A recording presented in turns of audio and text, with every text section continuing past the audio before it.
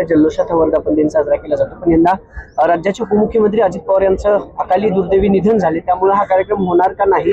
नाही बघा, कसं आहे की वर्धापन दिन अतिशय महत्वाचा दिन असते. त्या दिवशी आम्ही एवढे निर्धार घेणार आहोत, एक साधा मीटिंग घेऊन की आम्हाला शहरात चांगला काम करायचं आहे. अजित पवार साहेबांचं निधन झाल्यामुळे महापालिका प्रशासन किंवा एक अधिकारी सुद्धा फार म्हणजे अस्वस्थ झालेले आहेत आणि पूर्ण शहरात एक फार मोठा जे असतं ना की दुःखचा पहाड. तर आता मला वाटतं की वर्धापनच्या दिवसांत सांस्कृतिक कार्यक्रमाचा प्रश्नच उद्भवत नाही. असं कोण सांगितलं आपल्याला? असं पत्र काढलेलं आहे. नाही बघा, कसं मी तुम्हाला सांगतो, आपल्याला एक गोष्टी विचार करायला पाहिजे. नाही आपण एक ऐकून घ्या प्लीज. माझं काय म्हणणं आहे की आपल्या इथे महापालिकेमध्ये 25,000 कर्मचारी अधिकारी आहेत. प्रत्येकांच्या बाबतीत कसं आहे ना की प्रत्येकांच्या प्रत्येक गोष्टीची भान नसते. हा निर्णय महापालिका प्रशासनचा आयुक्त म्हणून मी घेऊ शकतो ना की करायचं की नाही. माझा निर्णय आहे करायचंच नाही, पण आमच्या कोणी स्टाफने काही, कारण तो कसं आहे की नेहमीप्रमाणे त्यांनी परिपत्रक काढला असेल त्याचं काही महत्व नाही.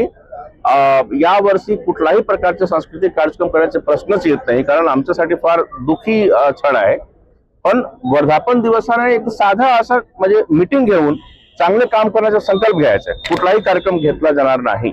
सर, पीएमपीएल भरती घोटाळ्याचा एक प्रश्न आहे. पीएमपीएल मध्ये ना तर तुम्हाला न विचारता हे पत्र काढलेलं आहे, तर नितीन केंद्रे यांच्यावर काय कारवाई करणार आहे का? नाही, कसं आहे की आपण थोडासा प्रत्येक गोष्टीवर असं सकारात्मक विचार केला पाहिजे.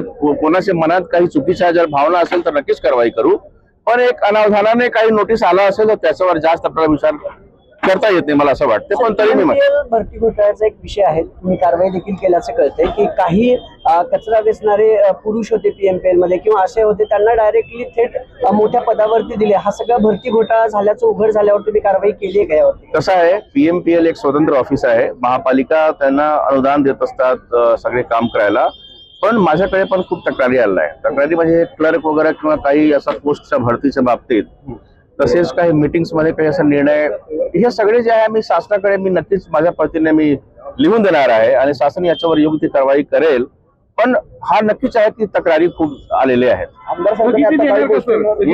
त्यांच्या काळात जे प्रमोशन झाले त्याच्यामध्ये अनेक आरोप झाले की काही अर्थपूर्ण व्यवहार झाले त्यात, आणि मग त्यांची क्षमता नाही, ते पद नसताना डायरेक्ट वरचं पद दिलं गेलं, एकदम दुप्पट तिप्पट त्यांचा बेसिक वाढवला गेला. याची स्थगिती होणार काय सगळ्या प्रमोशन? नाही, महापालिकाचा जो महापालिकातर्फे मी आयुक्त बनवून आता जो काही प्रशासक आहे पीएमपीएलचे, त्यांना मी नोटीस दिलेला आहे की तुम्ही चौकशी करून आम्हाला अहवाल द्या. तसेच मी शासनाकडे पण पत्र देणार आहोत की याच्यावर योग्य दखल घेणे. पैसे घेतल्याचा आरोप झाला. कसं आहे की आरोप प्रत्यारोप होत असतात, काही खरे पण असतात, काही खोटे पण असतात, पण ज्याप्रमाणे तक्रारी आले त्याच्यावर दुर्लक्ष करता येणार नाही. म्हणून मी शासनाकडे नक्कीच एक रिपोर्ट असा देणार आहोत. सक्तीच्या रजेवर गेले की त्यांना सुट्टीवर पाठवलं, नेमकी कारवाई काय? तुम्हाला माहिती नाही, शक्यतो ट्रेनिंगवर गेले असतील, तुम्हाला असं काही माहिती नाही. आमदार साहेबांनी आता अतिक्रमणावर कारवाई